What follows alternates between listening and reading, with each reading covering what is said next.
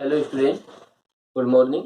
देखिए, हमारी जो प्लांट फिजियोलॉजी फर्स्ट जो है उसके जो टॉपिक थे तो उनमें से कुछ लेसन कंप्लीट हुए। अब हम जो नेक्स्ट जो चैप्टर है उसकी बात कर रहे हैं। तो जो नेक्स्ट चैप्टर है वो यानी यूनिट सेकंड है plant physiology first and chapter 8 number. तो जो 8th जो चैप्टर है इसका हम डिस्कस करेंगे। जो चैप्टर है यदि इसकी बात करें तो यह है मिनरल न्यूट्रिशन इन प्लांट या पादपों में खनिज पोषण। तो जो पादपों में खनिज पोषण है इसका डिस्कस करेंगे या मिनरल न्यूट्रिशन का। अब इसमें देखिए, सबसे फर्स्ट में हम एक बार मैं बताता हूँ कि क्या क्या डिस्कस करना है, क्या स्टडी करेंगे हम। तो इसके अंदर जो मिनरल जो न्यूट्रिशन या खनिज पोषण जो रहते हैं वो खनिज पोषण कौन कौन से खनिज पोषक या एलिमेंट्स होते हैं, मिनरल न्यूट्रिएंट होते हैं जिनकी रिक्वायरमेंट होती है प्लांट को, कि पादप किन खनिज पोषणों को ग्रहण करेंगे, किन की उनको आवश्यकता होती है। इसके बाद हमें कैसे पता लगेगा कि किसके एलिमेंट्स या किस न्यूट्रिएंट जो है उसकी रिक्वायरमेंट है प्लांट को, इसकी स्टडी करेंगे। उस एलिमेंट्स की कमी से क्या इफेक्ट होगा, कितनी अमाउंट में चाहिए, तो ये सारे जो पार्ट रहेंगे वो इसके अंदर करेंगे। या फिर हम ये कहें कि जो पादप है उनमें जो खनिज पोषक रहते हैं वो कौन कौन से खनिज पोषक पादप को चाहिए, कितनी मात्रा में चाहिए, कैसे वो एब्जॉर्ब करेंगे, अवशोषित करेंगे, किस प्रकार से उनकी कमी से क्या डिजीज या रोग हो जाते हैं, उनकी अधिकता से क्या रोग हो जाते हैं। तो इन सभी मेथड्स जो रहते हैं उनकी हम यहाँ पर स्टडी करें। अब इनमें से देखिए कि हम सबसे फर्स्ट टाइम बात करें कि न्यूट्रिशन क्या होता है। सबसे फर्स्ट यदि हम बात करें न्यूट्रिशन या पोषण, यदि हम पोषण की बात करें या न्यूट्रिशन की, तो कोई भी न्यूट्रिशन या फिर कहें पोषण, ये कुछ एक ये टर्म्स है, डेफिनेशन से इनको देख लेते हैं। तो पोषण का मतलब ये हुआ या न्यूट्रिशन का मतलब ये हुआ कि जो कोई भी लिविंग ऑर्गेनिज्म है, देखिए यहाँ केवल प्लांट की बात नहीं करें हम ये कहेंगे कोई भी लिविंग ऑर्गेनिज्म है, सभी में कॉमन है ये डेफिनेशन। उस लिविंग ऑर्गेनिज्म जो होता है या जीवित जीव होता है उसको बाहर के वातावरण से यानी एक्सटर्नल इन्वायरमेंट से जिन पदार्थों को एक्सेप्ट करना होता है या ग्रहण करना होता है, तो जो पदार्थ ग्रहण करता है जो उसकी बॉडी के लिए नेसेसरी होते हैं या कहें कि आवश्यक होते हैं या कहें कि उसकी ग्रोथ और डेवलपमेंट के लिए आवश्यक होते हैं, तो वो सभी जो एक्सटर्नल जो पार्टिकल्स है जो कोई भी लिविंग ऑर्गेनिज्म ने एक्सेप्ट किए उनको हम कहते हैं न्यूट्रिशन। तो यहाँ पर देखिए न्यूट्रिएंट कहेंगे उनको जो ग्रहण करने की जो प्रोसेस है या कहीं जो पार्ट है वो न्यूट्रिशन की प्रोसेस हो जाएगी।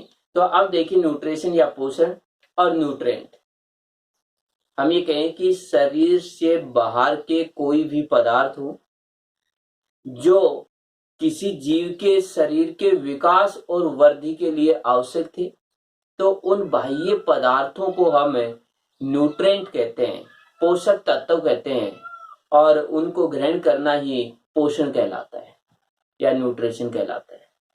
तो यहाँ पर ये जो न्यूट्रिशन के जो पार्ट होते हैं ये मेनली दो प्रकार के हुए। एक पार्ट तो रहता है ऑर्गेनिक,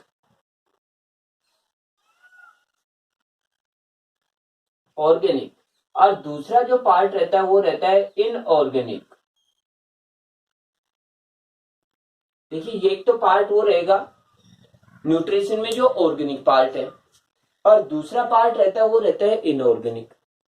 ऑर्गेनिक के अंदर यदि हम बात करें जैसे कार्बोहाइड्रेट है, वसा है, प्रोटीन है, लिपिड है, तो ये सारी चीजें जो फैट वगैरह है वो सभी चीजें तो ऑर्गेनिक की हैं। इसके बाद इनऑर्गेनिक की बात करें तो जैसे हम बात करें जो एलिमेंट्स होते हैं जैसे नाइट्रोजन हुआ, जैसे सल्फर हुआ, फॉस्फेट हुआ, जैसे आयरन हुआ, मैग्नीशियम हुआ, तो ये जो एलिमेंट्स होते हैं वो होते हैं इनऑर्गेनिक न्यूट्रिएंट। तो न्यूट्रेंट है वो ऑर्गेनिक एंड इनऑर्गेनिक या कार्बनिक और अकार्बनिक दो प्रकार के न्यूट्रेंट रहेंगे जिनको एक जीव जो रहता है वो इन्वायरमेंट से एक्सेप्ट करता है। इसके बाद ये है कि जो न्यूट्रिशन है इनमें से जो ऑर्गेनिज्म है वो किसी एक पार्ट को बाहर के वातावरण से लेता है या दोनों पार्टों को लेता है। इस आधार पर ही, इस बेसिस पर यदि हम बात करें तो वो जो लिविंग ऑर्गेनिज्म है उनको टू टाइप से डिवाइड किया या दो पार्टों में इनको विभाजित कर दिया है। पहला है हेट्रोट्रोपिक और दूसरा है ऑटोट्रोपिक। अब देखिए हेट्रोट्रोपिक की बात करें कि न्यूट्रिशन के बेसिस पर जो ऑर्गेनिज्म है उनको टू टाइप से डिवाइड किया। इसके अंदर फर्स्ट यदि हम बात करें हेट्रोट्रोपिक या कहीं विषमपोषी,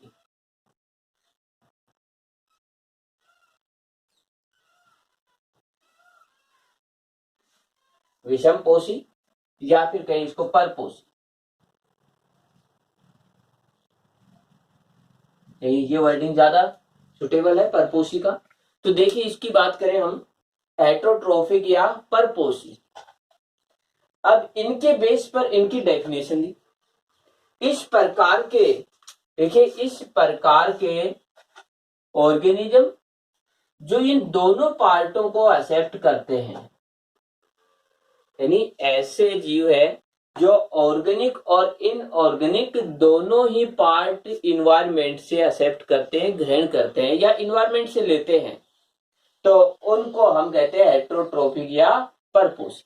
यानी ऐसे जीव होते हैं जो बाह्य वातावरण से, ऑर्गेनिक भी बाह्य वातावरण से या कार्बनिक भी बाह्य वातावरण से और अकार्बनिक भी बाह्य वातावरण से ही लेते हैं, तो उनको हमने कहा परपोषी। और इसके एग्जाम्पल की बात करें तो एग्जाम्पल के अंदर देखिए कि यदि हम ये कहें कि जैसे एनिमल है, जैसे फंजाई है, ये सब क्या है, परपोषी होते हैं। तो इसके बाद हमें जो सेकंड है ऑटोट्रोपिक, या फिर कहें कि जैसे फर्स्ट ये था, अब हम सेकंड की बात करें तो सेकंड देखिए ऑटोट्रोपिक।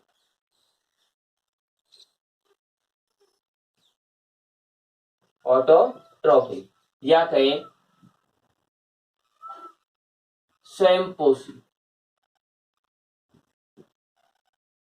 तो स्वयंपोषी की यदि हम बात करें तो इसका मतलब ये हुआ कि इस प्रकार के जीव या लिविंग ऑर्गेनिज्म जो केवल इनऑर्गेनिक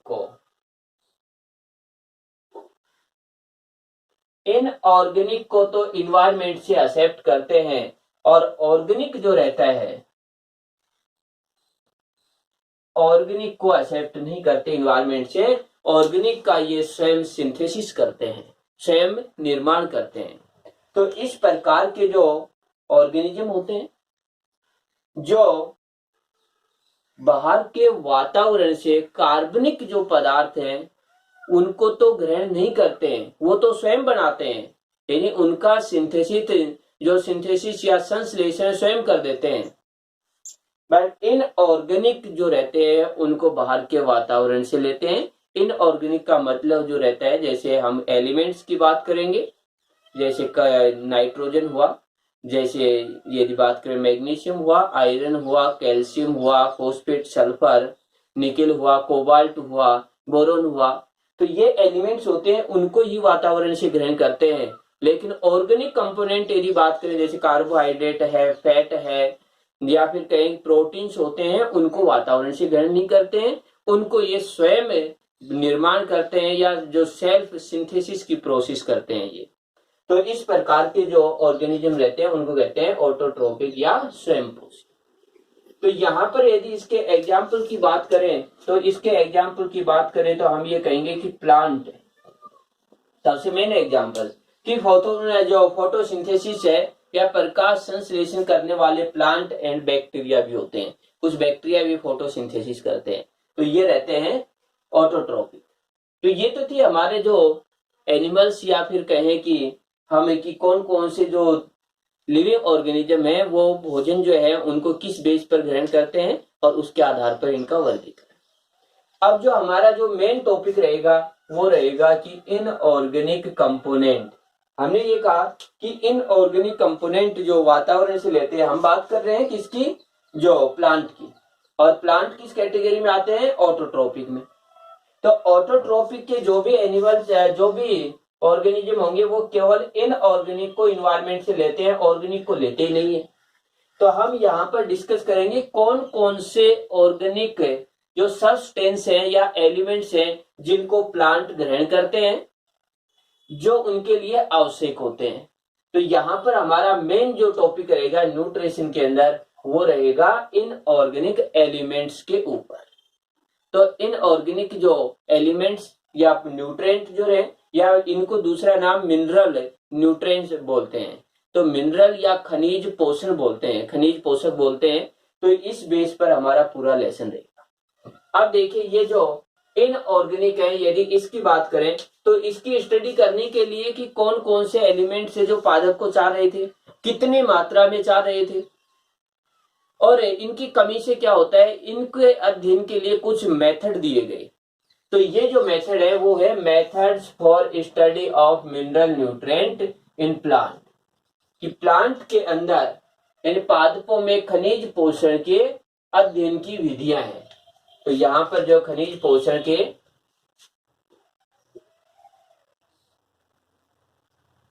अध्ययन की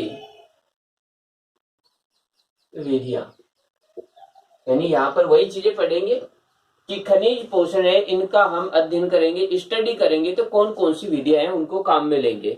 तो हमारे सिलेबस की बात करें तो यहाँ पर ये 3 विधियां हैं। एनालिसिस ऑफ प्लांट एस, और इसको बोलते हैं पादप वैषम का विश्लेषण।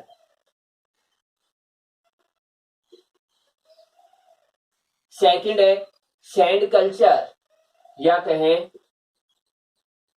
मृदा संवर्धन।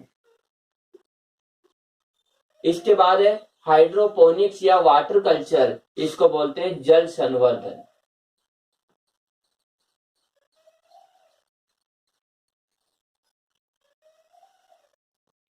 तो हमारे सिलेबस में ये 3 विधियां है, पादप वैषम का विश्लेषण, सेकंड है मृदा संवर्धन और थर्ड है जल संवर्धन। और अब इन तीनों विधियों की बात करेंगे। एनालिसिस ऑफ प्लांट एस, पादप वैषम जो रहता है उसके बेस पर हम कैसे इन एलिमेंट्स या इनऑर्गेनिक एलिमेंट्स है उनका अध्ययन करेंगे। इसके बाद जो सैंड कल्चर है इसके बेस पर इनऑर्गेनिक की स्टडी करेंगे। इसके बाद जो हाइड्रोपोनिक्स या जल संवर्धन है उसके बेस पर इनऑर्गेनिक की स्टडी करेंगे। तो अब इसके अंदर देखिए कि जो हमें स्टडी करनी है,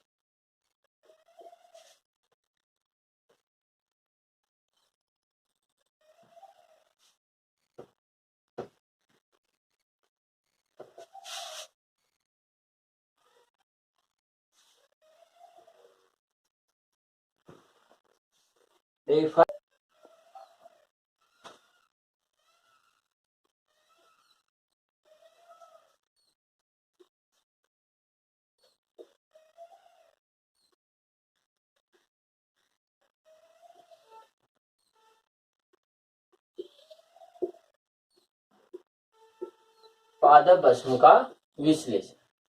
तो ये विधि देखिए, इस विधि के अंदर यदि हम बात करें कि पादप वैषम है, इसका विश्लेषण करने के लिए हमें क्या करना होगा।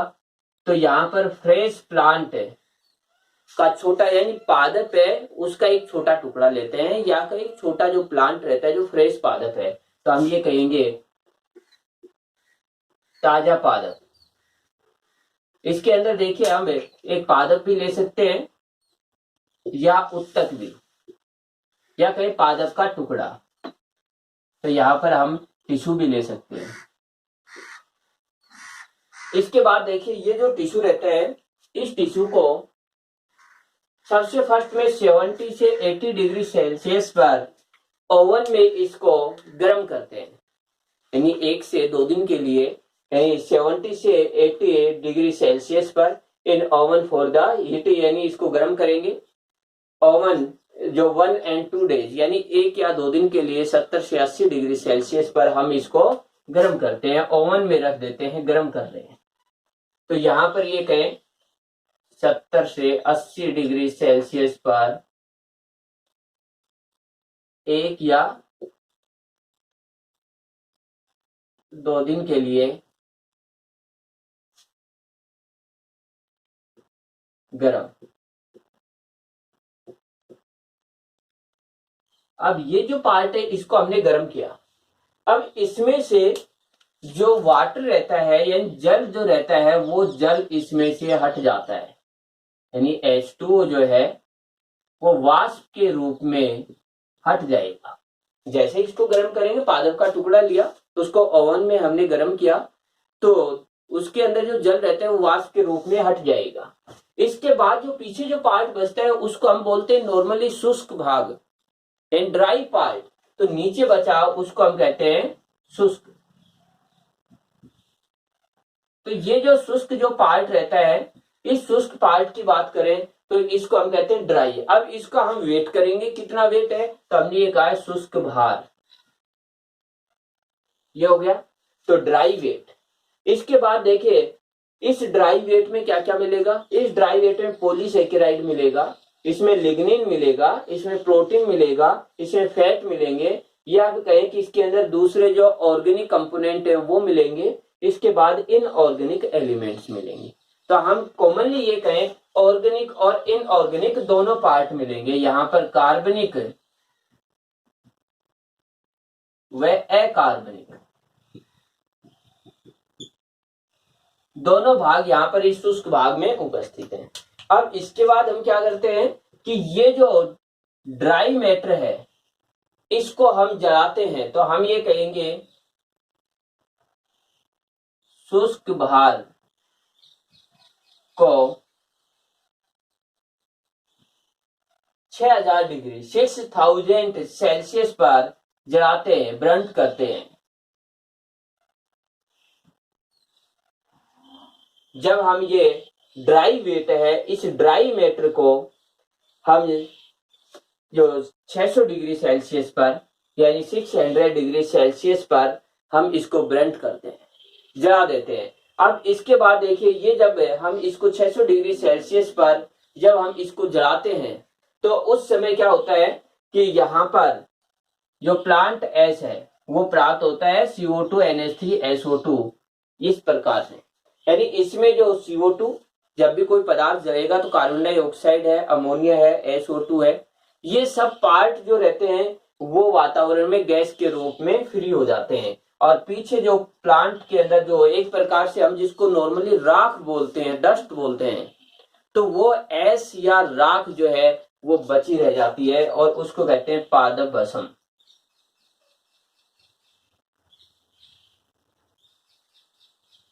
एक पादप को जलाने से है तो इसका मतलब हुआ पादप, और जो डस्ट होती है उसको भस्म बोलते हैं या ऐश बोलते हैं। तो ये ऐश या भस्म है वो हमें प्राप्त होती है। अब इसका हम एनालिसिस करते हैं। सिंपल सा देखिए एक एग्जांपल में बता देता हूं, हम नॉर्मली इसको समझ सकते हैं कि सबसे फर्स्ट में हमने एक पादप का टुकड़ा लिया। उस पादप के टुकड़े के अंदर वाटर मॉलिक्यूल्स रहते हैं जिसको हम नॉर्मली ये कहते हैं कि गिल्ला पादप है। अब उस पादप के टुकड़े को हम करते हैं जलाते, सुखा देते हैं। जैसे चाहिए उसको कुछ दिनों के लिए धूप में रखें, या फिर हम ये कहें कि गैस पर, या कहें कि जैसे हम गैस के ऊपर या चूल्हे के अंदर उसको सुखाते हैं, उसका वाटर मॉलिक्यूल्स होते हैं वो हट जाते हैं। अब जो पीछे बचता है उसको हम कहते हैं ये सूखा हुआ पार्ट है। जब उस सूखे हुए पार्ट को देखते हैं तो उसको हमने कहा ड्राई वेट तोलते हैं। तो अब उस सूखे हुए पार्ट को हम जलाते हैं। जलाने पर उसमें जो कार्बनिक कंपोनेंट होते हैं वो सभी जल जाते हैं, और कार्बनिक कंपोनेंट जलने पर CO2 गैस बन जाती है, NH3 बनती है, SO2 बनती है। इसके बाद जो कार्बनिक कंपोनेंट जल चुके हैं, इसके बाद पीछे हम देखते हैं कि हमारे पास जो राख या डस्ट बचती है, उस डस्ट या राख को ही हम बोलते हैं पादप भस्म। और उसके अंदर पादप के अंदर जितने जो इनऑर्गेनिक पार्ट रहते हैं वो सभी इसी के अंदर रहते हैं। तो इस पादप जो भस्म है इसके अंदर मिलेंगे अकार्बनिक, या फिर कहें कि मिनरल्स होंगे। ये सब पार्ट इसके अंदर होंगे। अब हम इसका एनालिसिस करेंगे कि इसके अंदर कौन कौन से पार्ट हैं। तो ये देखिए कि जैसे केमिस्ट्री के अंदर ये आते हैं कि एलिमेंट्स होते हैं उनकी पहचान करना, उनका एनालिसिस करना। तो जो डस्ट रहेगी उसके अंदर हम ये पहचान करेंगे कि इसमें कौन कौन से एलिमेंट्स होते हैं। तो उनके बेस पर हमें पता चल गया कि इस पादप में कौन कौन से जो एलिमेंट्स या तत्व हैं या इनऑर्गेनिक जो कंपोनेंट हैं वो इसके अंदर प्रेजेंट हैं, या फिर हम ये कहें कौन कौन से न्यूट्रिएंट्स या मिनरल इसके अंदर प्रेजेंट है। तो एक विधि तो ये है जिसके अंदर हम बात करेंगे पादप भस्म का विश्लेषण करते हुए। इससे देखिए कि इसके बेस पर हम एक कंपैरेटिव स्टडी कर सकते हैं कि कौन सा पदार्थ कितनी मात्रा में है। इसके बाद हम ये देखें कि इसके बेस पर हम ये अध्ययन नहीं कर सकते कि किसी एलिमेंट्स की कमी से क्या इफेक्ट होगा। हमें ये तो पता चल जाता है कि पादप में कौन सा तत्व है जिसकी आवश्यकता है, क्योंकि वो यहाँ पर है, लेकिन हमें ये पता नहीं चलता है कि इस तत्व की कमी से क्या होता है पादप में, या इसकी अधिकता से क्या होता है। तो इसके अध्ययन के लिए जो नीचे जो दो विधियां हैं जिसके अंदर सैंड कल्चर है या फिर कहे वाटर जो कल्चर होता है, हाइड्रोपोनिक्स रहता है, उनका अध्ययन करते हैं। उनके बेस पर ये पता चल जाता है कि जो तत्व रहता है उसकी किसकी रिक्वायरमेंट होती है, कितनी मात्रा। देखिए सेकंड जो मेथड है सैंड कल्चर या मृदा संवर्धन। तो सैंड कल्चर या मृदा संवर्धन के द्वारा हम किसी पादप के अंदर किस तत्व की कितनी मात्रा की जरूरत होती है इसका अध्ययन करेंगे। तो इसके अंदर सबसे पहले सोयल या सैंड लेते हैं, यानी मृदा। इस मृदा को HCl से धोते हैं, यानी HCl से धोना। मृदा है, उस मृदा को हमने क्या किया कि वॉश बाई HCl से धोते हैं। अब उसके अंदर जो भी पार्ट रहते हैं या मिनरल मिक्सचर रहते हैं वो हट जाते हैं सभी। तो इसके बाद वॉश बाई डिस्टिल वाटर, या कहीं जो भी माइक्रो न्यूट्रिएंट है, जो भी ये कहें कि कोई बैक्टीरिया वायरस, वो सभी हट जाते हैं। इसके बाद वॉश बाई डिस्टिल वाटर, या कहें कि ताजा पानी होता है जो फ्रेश वाटर रहता है, ताजा या फिर कहें शुद्ध जल। शुद्ध जल से उस मृदा को धोते, पहले HCl से फिर शुद्ध जल से। इसके बाद जो मृदा रहती है उस मृदा के पार्ट बना देते हैं, कई पार्ट। इनमें से एक पार्ट पर हम लिख देते हैं कंट्रोल प्लांट का, कि एक पार्ट देखिए इस तरीके से हमने ये कोई पॉड लिया और इसके अंदर हमने जो सोयल भरी है उसके अंदर हमने कंट्रोल प्लांट लगाए, कि यहां पर जो प्लांट लगाएंगे उनको हमने कहा नियंत्रक पादप। इसके अंदर सभी न्यूट्रिएंट देंगे, या कहें कि सभी पोषक तत्व देंगे, सभी खनिज तत्व या न्यूट्रिएंट हैं वो सभी प्रोवाइड करेंगे। एक प्लांट को जितने भी जो न्यूट्रिएंट जो चाहिए वो सभी इसको देंगे। तो ये तो हुआ कंट्रोल प्लांट। इसके बाद दूसरा जो पार्ट रहता है एक्सपेरिमेंट या प्रयोग पादप। अब इसके अंदर क्या करते हैं कि जैसे अनेक जो पॉड होते हैं इनके अंदर इसको लेते हैं इस तरीके से। अब ये जो देखिए ये अनेक जो एक सीरियल के अंदर लेते हैं, तो ये जो पॉट लिए हमने, या फिर कहें कि जो गमले के अंदर अनेक जो गमले लेते हैं या बीकर लेते हैं, उनके अंदर ये प्लांट जो है उनके लिए ये जो मिट्टी होती है उसको यहाँ पर या इस सोयल को यहाँ पर भरते हैं। अब यहाँ पर देखिए जो प्लांट हम उगाते हैं इस जगह पर जो भी प्लांट रहेंगे, जैसे ये जो प्लांट है इस तरीके से, इन प्लांट के अंदर किसी जैसे इसके अंदर एक एलिमेंट को छोड़ करके सभी दिए। जैसे हम एक एग्जांपल के तौर पर बात करें कि फास्फोरस को छोड़कर सभी तत्व उपलब्ध है, फास्फोरस को छोड़कर सभी दिए। अब इससे पता चल गया कि फास्फोरस की कमी से इस पादप में क्या होगा। दूसरे में हमने क्या किया कि फास्फोरस है इसको तो दिया, लेकिन हम ये कहें मैग्नीशियम को छोड़कर सभी तत्व हैं या एलिमेंट या न्यूट्रिएंट है, इसी प्रकार से जैसे इसके अंदर हम ये कहें कि आयरन को छोड़ करके सभी है, ऐसे ही हम बहुत सारे इस प्रकार के पोट लेते हैं या गमले लेते हैं जिसके अंदर एक तत्व को छोड़ करके शेष सभी देते हैं, और एक में हमने सभी दिए। तो इससे हमें पता चल गया सभी देने पर कितनी ग्रोथ होती है और किसी एक को नहीं देने पर उसकी कमी से क्या डिजीज हो जाएगी।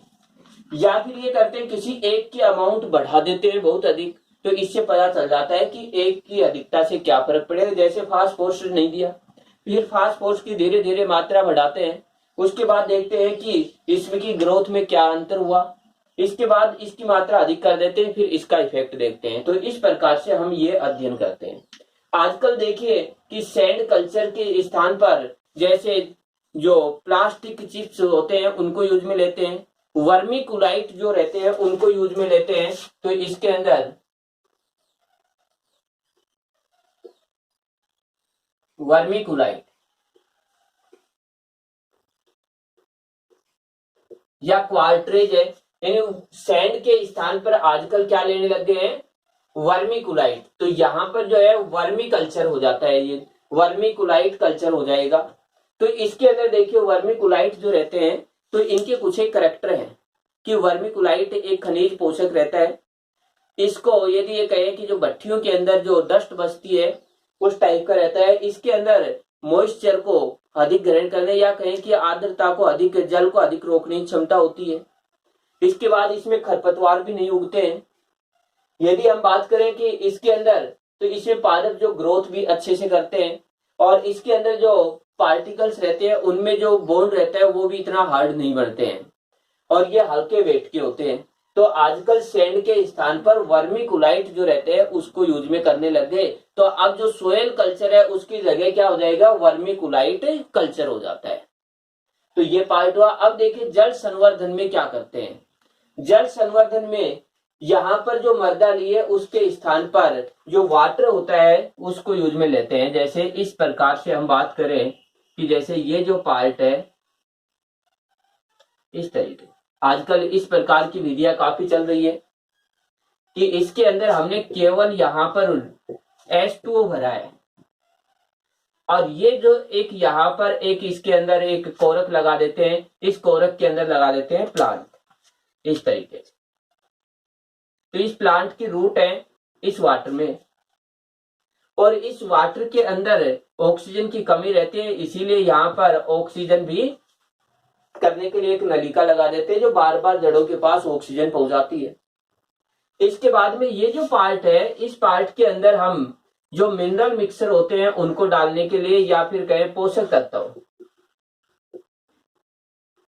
तत्व डालने के लिए ये पार्ट होता है। अब पोषक तत्व हम क्या करते हैं कि एक एक पोषक तत्व डाल करके, जैसे यहाँ मिट्टी में डाल रहे थे वैसे यहाँ पर भी डालकर देखते हैं कि एक एक पोषक तत्व डालने पर यहाँ पर प्लांट में क्या इफेक्ट होता है। तो जल के ऊपर यदि पादपों का संवर्धन करवाया गया तो जल संवर्धन या हाइड्रोपोनिक्स हुआ।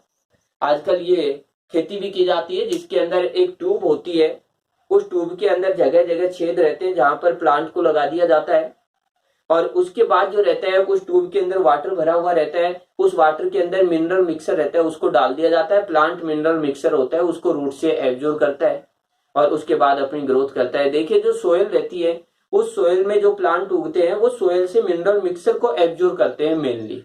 तो उसके लिए यहाँ पर हम क्या कर रहे हैं कि वाटर में डिजोल्व स्टेज के अंदर दे रहे हैं, और मिनरल मिक्सर का अवशोषण हमेशा जल के साथ ही होता है, यानी वाटर एब्जॉर्प्शन के साथ होता है। तो इस तरीके से हम यहाँ पर भी पादपों के अंदर अध्ययन करते हैं कि किस तत्व की कमी से क्या हो सकता है या किसकी अधिकता से क्या होगा। तो ये दोनों विधियां लगभग सेम है। यहाँ पर हमने मृदा ली थी, यहाँ पर हम क्या करते हैं वाटर मॉलिक्यूल्स लेते हैं या जल लेते हैं। तो इस प्रकार से ये थे कि पादपों में किन तत्वों की रिक्वायरमेंट होगी, किस तरीके से इनका अध्ययन करते हैं।